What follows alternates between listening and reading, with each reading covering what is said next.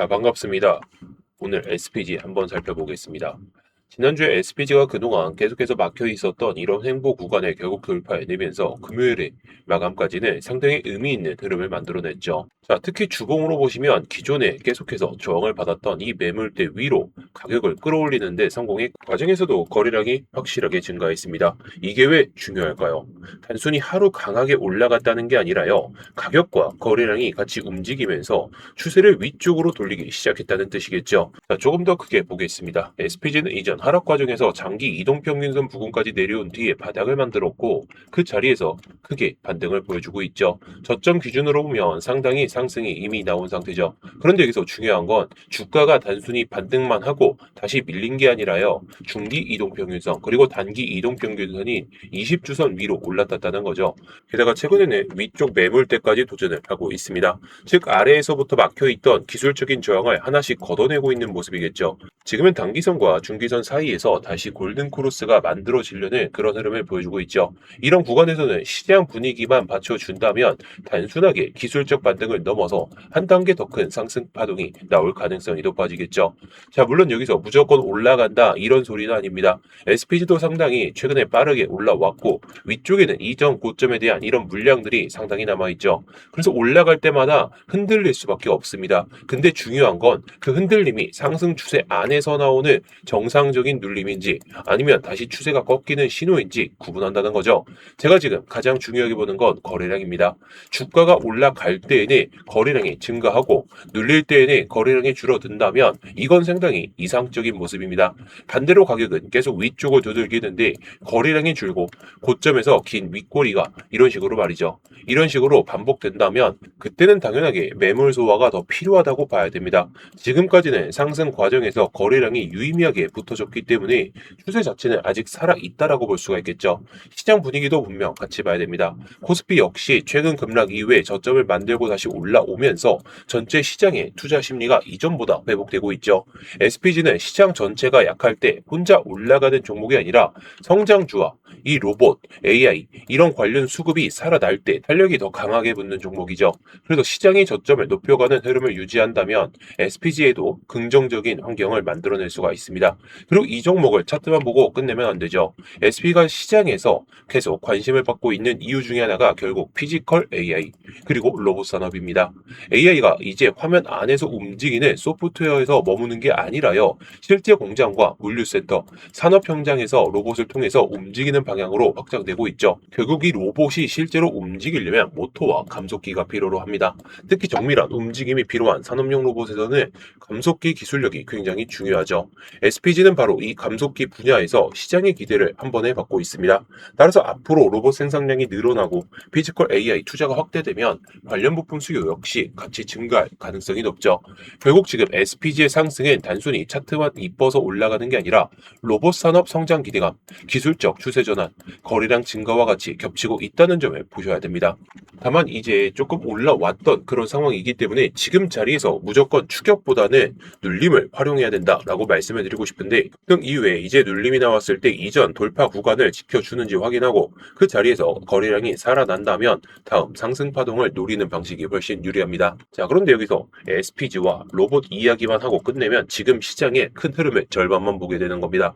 왜냐면 피지컬 AI와 로봇 산업이 커질수록 결국 그 뒤에서 같이 커져야 되는 산업이 하나 있는데 바로 에너지 인프라거든요. 자, 이게 상당히 중요하거든요. 근데 이 에너지 인프라 관련주 중에서 가장 크게 떡상할 수 있는 제가 봤을 때 10백억 이상까지 올라갈 수 있는 이 종목에 대해서 제가 한번 말씀을 드려볼까 하는데요. 자, 우리 주주분들을 위해서 이번에는 저점 매수 프로젝트이자 이 에너지 인프라 테마의 세력 매집 주안을 제가 준비해 봤습니다. 자, 여러분들도 다들 잘 아시다시피 최근 시장에서 가장 급등했던 종목 중에 하나가 이 대한강통신과 여러 종목들이 좀 있으실 텐데 하지만 이런 종목들은 이미 저점 대비해서 주가가 50배 이상, 10배 이상 이렇게 상승하는 경우가 많기 때문에 지금 들어가기에는 상당히 부담스러우신 분들이 상당히 많을 겁니다. 자, 반면 이번에 준비한 이 종목은 실적이 본격적으로 반영되기 직전에 저평가 상태임에도 불구하고 반도체, 2차전지, 광통신, 이 슈퍼사이클의 최대 수혜주라는 점을 미리 말씀드리겠습니다. 자, 이처럼 기술주 테마가 잠시 흔들릴 때 오히려 실적 기반의 순환매 사이클이 돌면서 급등할 수 있는 여러 조건들을 갖춘 종목이다라는 점이 상당히 중요하겠는데요.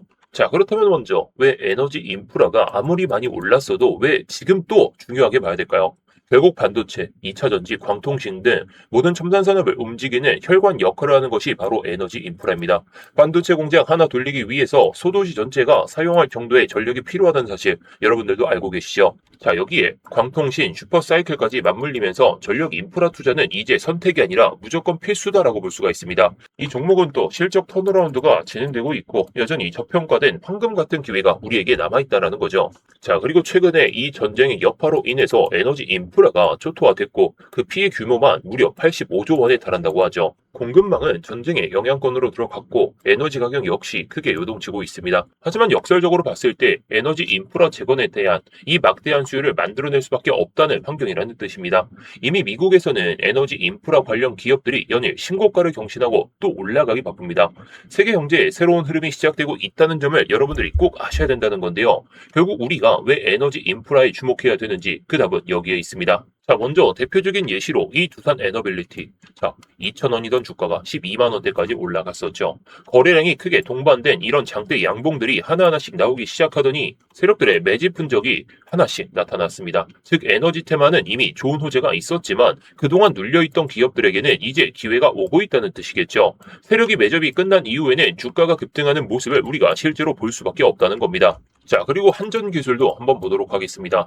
주가가 급등하기 전부터 거래량이 크게 증가하기 시작하더니 양봉과 이런 윗꼬리들이 계속해서 반복이 됐죠. 기존에 잡혀있던 이런 매물들을 소화하는 과정이 나타났습니다. 그리고 그 이후에는 어떻습니까? 결국 주가는 다시 강하게 올라왔습니다. 이것이 바로 에너지 인프라 테마의 힘이라는 거죠. 앞으로 기술 산업이 성장하는 과정에서 함께 움직일 수 있는 대표적인 동반 테마다 이렇게 말씀을 드릴 수가 있습니다. 자, 그렇다면 이번에 중요한 종목은 어떨까요? 지금 역사적인 신고가 부근에서 주가가 조정을 받았음에도 불구하고 다시 한번 뛰어 올릴 때에는 거래량이 늘어나지 않았습니다. 자, 이 말은 뭘 의미하냐면요. 저점에서는 거래량이 폭발하면서 세력의 매집이 이어졌지만 아직 본격적인 시세 분출은 안 나온 그런 폭풍전야의 상태라는 거죠. 여러분들이 보셔야 될 것은 이 아래쪽의 거래량 변화입니다. 자, 이미 세력들은 매집을 보여주기 시작했다라는 것이고요. 이전의 고점에 대한 이런 매물 소화 과정을 보여주고 있다. 그렇다는 것은 세력들이 물량을 모아가면서 앞서 말씀드린 두산 에너빌리티,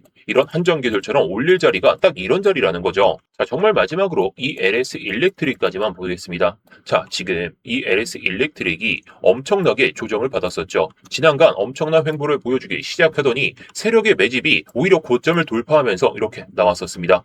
에너지 인프라가 본격적으로 시작한 것도 아닌데 결국에 경고점을 돌파한 뒤에 이후에는 어떻게 됐네요. 자, 그 뒤로 이렇게 내려왔다가 다시 한번 물량을 매집하고 이렇게 그냥 쭉 올라가기 바빴습니다. 자, 그래서 제가 말씀드리고 싶은 게 이런 고점 라인을 돌파했느냐 이게 중요한 게 아니라 거래량이 얼마나 수반됐느냐, 세력들의 매집이 얼마나 들어왔느냐 이게 상당히 중요하다는 거죠. 그래서 오늘 제가 말씀드리는 이 종목 같은 경우에도 바로 이 돌파 이후에 이 눌림목 자리에서 우리가 템베거를 한번 노려볼 수 있다. 지금 자리 자체가 이 방금 보여드린 이 LS 엘렉트릭의 돌파 직전과 매우 비슷한 구간이다라고 볼 수가 있겠죠. 세력들은 저점에서 물량들을 충분히 확보한 다음에 바닥을 다지고 그 다음에 이후에 주가를 끌어올리면서 물량을 마지막으로 매집한 다음에 이런 식으로 그냥 주가를 거침없이 올리게 됩니다. 근데 지금까지 보여드렸던 이 예시 종목들과 비교하면 어떤가요? 이전 고점에 대한 이 물량을 체크한 다음에 거래량을 수반하면서 물량 확보하고 바닥에서는 물량을 매집하다가 드디어 들어 올리고 있다는 거. 결국 이 종목 역시 고점 돌파를 앞두고 세력의 매집 흔적이 보이실 겁니다. 아마 여기까지 보신 분들은 앞서 보여드렸던 이 종목들과 차트 흐름이 상당히 비슷하다는 느낌을 받으실 것 같습니다. 자, 그럼 오늘 말씀드릴 이 올해의 템베거 종목, 이 핵심 재료를 정리해 드리겠습니다. 단순히 에너지 인프라 테마가 아니죠. 반도체와 2차 전지 공정에 들어가는 필수, 이 부품을 독점적으로 공급하고 있다는 거. 특히 앞으로 에너지 인프라가 확대될수록 이 부품 중에서는 가장 필수 제품입니다. 그리고 이미 실적은 탄탄하게 지금 10년 연속 적자를 안 보고 있습니다. 그만큼 흑자라는 거죠. 그만큼 본격적인 고성장 구간은 이제 시작입니다. 자, 또 하나 주목할 부분은 이게 대주주 비율이 60%라는 점이에요. 시장에 유통되는 물량이 적기 때문에 세력 입장에서는 주가를 끌어올리기가 훨씬 유리한 구조입니다. 경호권 역시 안정적이기 때문에 주주 친화적인 정책을 펼칠 가능성이 높죠. 우리가 예상하는 무상증자라든지 그런 내용까지도 우리가 기대를 해볼 수가 있겠습니다. 결국 에너지 인프라 제공 과정에서 가장 큰 수혜를 받을 수 있는 이 탄탄한 기업이라는 점을 제가 말씀드려 볼게요. 자, 그럼 이 종목 어떻게 알아갈 수 있을까요? 참여 방법 정말 간단합니다. 자, 일단 채널에 구독 버튼 한번 눌러주시고요. 그 다음에 좋아요까지 한번 눌러주신 다음에 지금 영상 상단에 번호가 하나 보이실 겁니다. 대박의 기운을 담아서 대박이라고 문자 한 통만 남겨주시면 되겠습니다. 문자를 보내주시는 순서대로 해가지고 이 종목이 어떤 종목인지, 핵심 재료들하고 매수는 어디서 해야 되는지, 또 매도는 어디까지 바라보면 되는지, 자, 이렇게 알려드릴게요. 자, 혹시나 하는 잠깐의 망설임이 그 텐베거 자리를 또다시 놓치는 셈이 될 겁니다. 그 기회를 놓치지 않으시길 바라면서, 다시 한번 오늘 말씀드릴 종목 설명을 이어보도록 할게요. 자, 그래서 다시 SPG로 돌아와 보도록 하겠습니다. 자, 앞으로의 대응 기준 한번 정리해보죠. SPG에서 가장 먼저 확인해야 될 건 이번에 돌파한 이 매물대. 자, 여기 매물대 보이시죠? 이 매물대를 돌파를 보여주면서 계속 횡보를 보여주는 상승 횡보를 보여주면서 올라타고 있죠. 진짜 중요한 건 돌파한 뒤에 다시 눌렸을 때 이 가격을 지켜주는 겁니다. 예전에는 올라갈 때마다 이렇게 조금씩 막혔던 가격이 이번에는 내려올 때 지지로 바뀐다. 결국 이런 흐름은 시장 참여자들이 이전보다 높은 가격에서 매수하기 시작했다는 의미로 받아들일 수가 있겠죠. 그렇게 되면 추세 전환에 대한 이 신뢰도가 훨씬 높아집니다. 그리고 두 번째는 거래량인데요. 이번 돌파 과정에서 거래량이 들어왔기 때문에 첫 번째 조건은 어느 정도 만들어진 상황. 이제 다음 상승에서는 이전 고점을 넘을 때 거래량이 다시 증가하면서 올라가는지, 반대로 눌림이 나올 때에는 거래량이 분명히 줄어들어야 돼요. 자, 최근에도 마찬가지죠. 이렇게 거래량이 수반된 다음에 음봉이 나왔을 때, 이런 음봉이 나왔을 때는 거래량이 확 줄고, 올라갈 때는 거래량이 실리고, 내려갈 때는 또 거래량이 줄고, 이런 흐름이 계속 반복돼야 됩니다.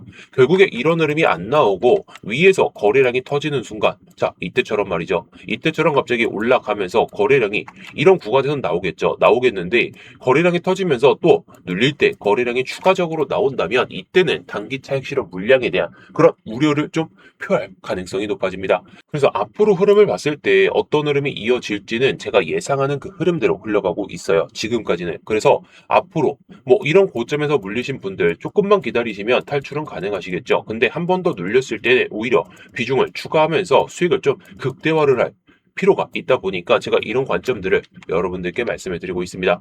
자, 제가 위에다가 소통 창구 하나 남겨놨습니다. 자, 일단 번호에다가 PG 남겨주신 다음에 평균 단가만 남겨주시면 제가 확인하는 대로 곧바로 한번 안내 드릴 테니까요.